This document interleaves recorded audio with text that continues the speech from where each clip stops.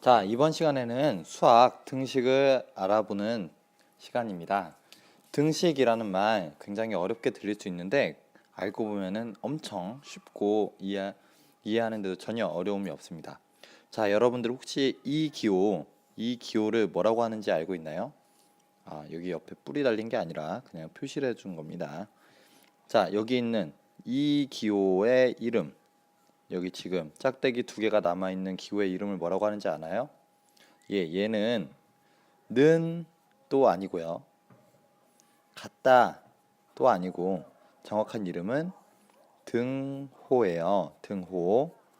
자, 등호라는 이름은 이렇게 해서 붙었어요. 자, 등은 같다는 의미죠. 그리고 호는 기호라는 뜻이에요. 자, 같음을 나타내는 기호를 우리는 등호라고 하고 실제로 쓸 때 이렇게 쓰고 있어요. 여러분들도 굉장히 많이 썼을 겁니다. 이 등호라는 기호가 들어가 있는 식을 우리는 뭐라고 하냐면은 등식이라고 합니다. 등호가 있는 식. 다시 한번 등호가 있는 식을 우리는 등식이라고 합니다. 여러분들 등식이라고 얘기를 하면은 왠지 미지수 x가 막 있고 할 것 같은데 x하고는 전혀 상관이 없어요. 등식은 등호만 있으면은 어떤 식이든지 우리는 등식이라고 이야기를 할 수가 있어요. 자, 교과서를 보면요. 교과서에 있는 문제를 선생님이랑 같이 한번 풀어볼게요. 자, 영수가 시장에서 500원짜리 사과 몇 개?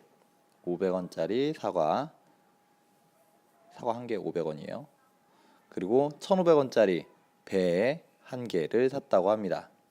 그래서 사과를 몇 개 샀는지가 궁금합니다. 이때 몇 개가 궁금하니까 우리는 이 몇 개를 어떻게 하면 좋을까요?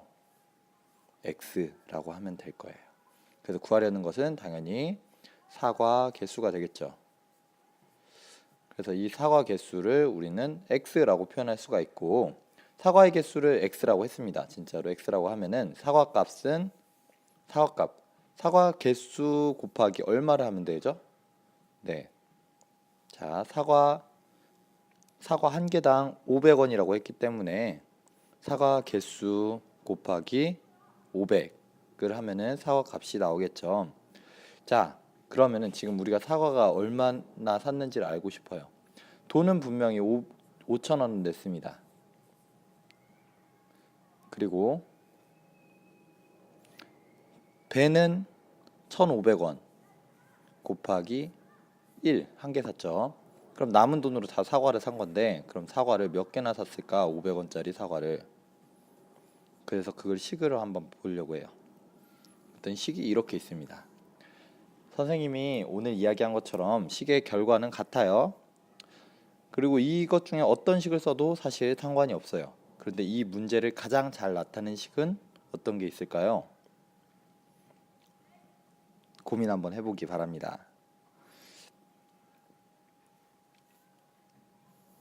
자, 어쨌든지 간에 이렇게 사과 개수인 x를 구하기 위해서 우리는 식을 요렇게도 세울 수 있고 요렇게도 세울 수 있고 요렇게도 세울 수 있습니다.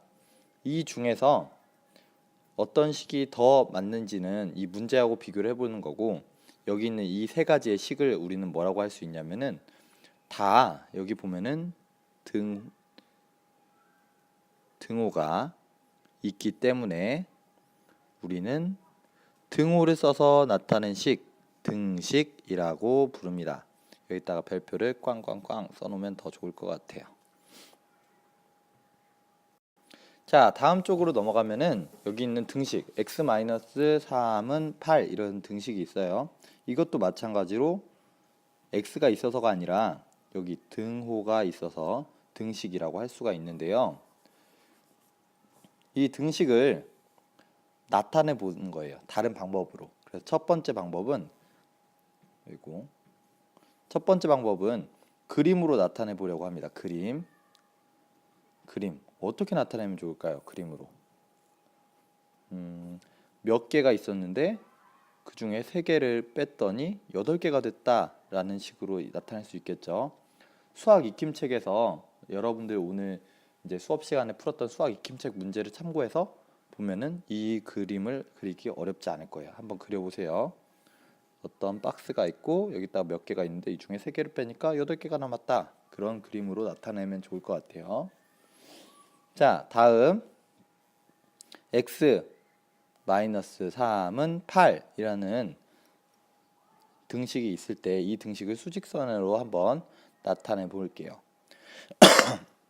수직선으로 나타낼 때는 앞에서부터 차례대로 표현을 하면 됩니다. x만큼 가야 되는데 x가 얼마인지를 일단 모르니까 잠깐 생각을 하고요. 거기서 오른쪽 x만큼 오른쪽으로 가겠죠. x만큼 오른쪽으로 갑니다. 다음에 3만큼 왼쪽으로 갔더니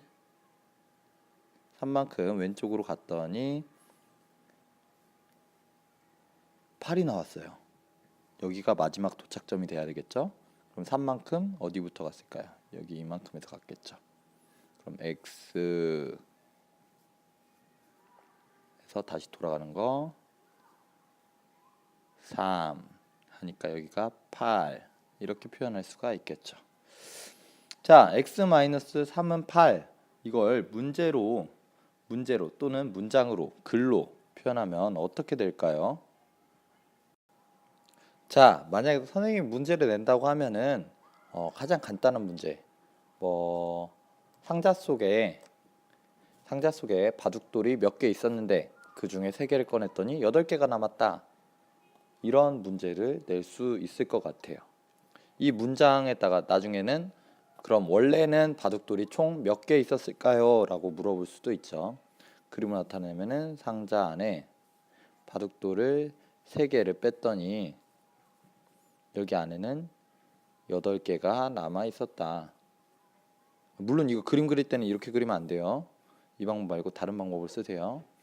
자, 8개가 남았다 라는 문장이 되겠고, 문제라고 하면 여기다가 원래는 몇 개 있었을까요? 라는 문제로 낼 수가 있겠죠. 자, 근데 주의할 점이 하나 있어요. 자, 여기 보면요. 이 문제, 다음 식 중에서 등식은 어느 것입니까? 라는 문제가 있는데 여기서 등식이 어떤 걸까요? 여러분들이 한번 골라보세요. 등식이 어떤 것이 있을까? 자, 등식은 요것, 요것, 요것 이렇게 3가지입니다. 라고 얘기했을 때 여러분들이 이상하네 라고 생각하지 않으면 굉장히 잘못된 겁니다. 등식을 나타낼 때 등식인지 아닌지 확인하려면은 여러분들은 x가 있는지를 보는 게 아니라 여기 있는 등호를 봐야 되겠죠. 그래서 등호가 있는 식이니까 1번과 3번만 등식이 해당이 되고, 자, 얘는 등호가 없죠.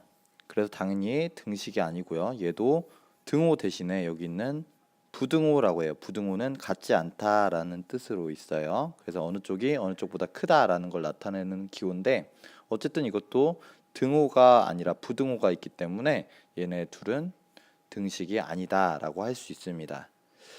자, 그럼 여러분들이 한번 여기 있는 익히기 문제 이 문장들을 식으로 등식으로 나타내 보고 다음 시간에는 여러분들이 저번에 배웠던 미지수 그리고 등식을 활용해서 내일 수학 시간에 함께 더 자세히 공부해 보도록 합시다. 수고했습니다.